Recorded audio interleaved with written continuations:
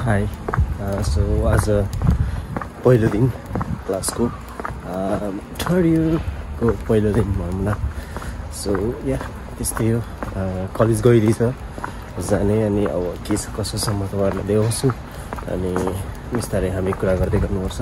So या दामी मौसम छ, क्या सही छ।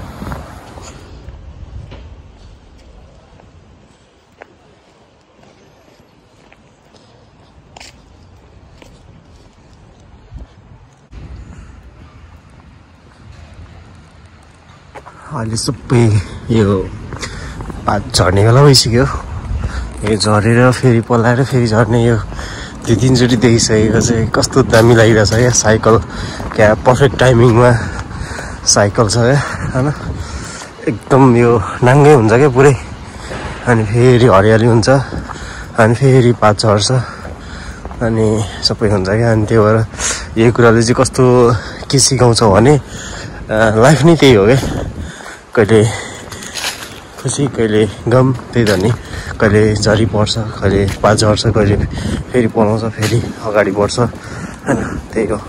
त्यही अनुसारले जिन्दगी बढिरहन्छ। त्यहाँ छ मेरो साथी चिरमा बसिरहेछ। अब कलेज चाहिँ ऊ पर लास्ट लाइनमा छ, म चाहिँ यता पछाडिबाट आउँछु। मेन चाहिँ उताबाट हो होइन, त्यही भएर देखिँदैन। म अगाडिबाट नि देखाउँछु कि यो टावरको अगाडिमा हो क्या, यो पेन्टागन टावर भन्छ अगाडिको यो। अनि यसको अगाडिमै हो कलेज अनि यसको वरिपरि नै छ क्या। अनि यदि हामी आयौँ भने नि यो टावरलाई सम्झेर हामी हेरेर हिँड्यो भने चाहिँ कलेजको अगाडिमा आइपुगिन्छ क्या। लगभग 4 महिनापछि कलेज गइरहेछ अनि थर्ड इयर छ भनेर कस्तो आफूलाई नि कस्तो अर्कै लाग्दैछ क्या होइन। अनि त्यही हो, अब जस्ट एक्साइटेड छु। नयाँ क्लासहरू छ, थर्ड इयर पुगिसक्यो नि त, लास्ट इयर हो।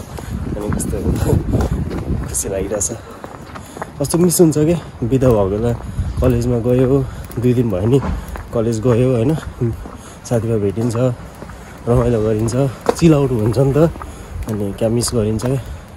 जस आज गयो भेटघाट गरेर रमाइलो गर्नुपर्छ है।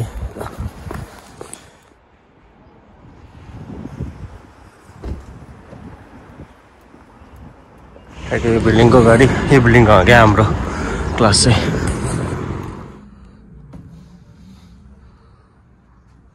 कितने मार्क्स आए उसमें असाइनमेंट में?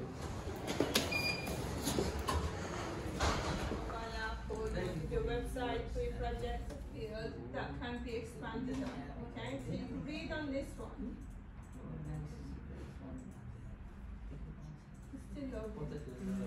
So these are all the people in the 1950s. Guys, can you stop talking?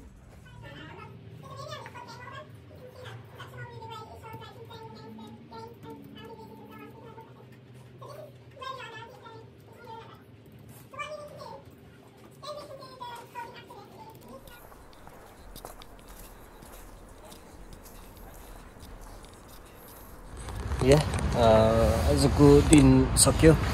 आज 2वटा क्लास भयो। एउटा स्किल थियो, स्किल फर सक्सेस, एन्ड एउटा चाहिँ आर्टिफिसियल इन्टेलिजेन्स थियो।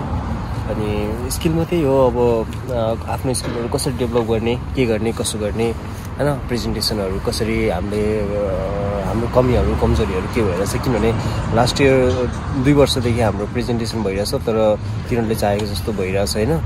किनभने हामी डराउँछौँ नि त बोल्नलाई, कन्फिडेन्ट नै हुँदैन होइन। एक त ल्याङ्ग्वेज हुँदैन अनि त्यही माथि कन्फिडेन्ट हुँदैन। अनि त्यही भएर त्यो कुराहरूमा काम गर्नुपर्छ। अनि त्यही कुराहरू अब बिस्तारै सिकाउँदै गइन्छ।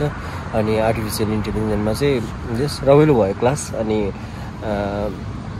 आर्टिफिसियल इन्टेलिजेन्सले कसरी ओभरटेक गरिरहेछ, के हो कसो हो, त्यो ओभरअल एउटा इन्ट्रोडक्सन भयो। अनि एउटा इन्ट्रेस्टिङ कुरा चाहिँ के भयो भने आज आर्टिफिसियलको दुनियाँमा आइबिएमले एउटा चेस गेम भन्ने चेसको गेम बनाएको थियो एआई थ्रुबाट। अनि एकजना चाहिँ वर्ल्ड च्याम्पियन हो चेसमा होइन। अनि उसले चाहिँ त्यो एआईसँग गेम खेल्दाखेरि ऊ हारेको अरे क्या लगातार 6वटा गेम खेलेको 2वटा हार्यो 4वटा एआईले जितेको हो क्या अनि इट्स लाइक एआईले मान्छेको ब्रेन भन्दा नि खतरा काम गर्ने कसरी अब त्यो कुराहरू होइन इन्ट्रेस्टिङ छ त्यो मुभी पनि छ गेम ओभर भन्ने अनि त्यो मुभी पनि हेरौँला त्यसको रिभ्यू पनि गरौँ होला होइन अनि तपाईँहरू पनि हेर्न चाहनुहुन्छ भने त्यो हेर्न सक्नुहुन्छ गेम ओभर भन्ने छ होइन अनि त्यही हो ओभरअल राम्रो भयो क्लास अनि अब घर गइदिएछ अब मोमो पकाउने प्लान छ मोमो पकाउने अनि के हुन्छ त्यो अनुसारले तपाईँहरूसँग कुरा गर्दै गरिन्छ गरेन भने यही नै हो इन्ड अब भोलि फेरि क्लास छ त्यसपछि फेरि भेटौँला अनि त्यही हो राम्रो छ मौसम आज एकदम दामी छ भ्युज होइन अब म यहाँबाट जान्छु त्यही हो हस् बाई टेक केयर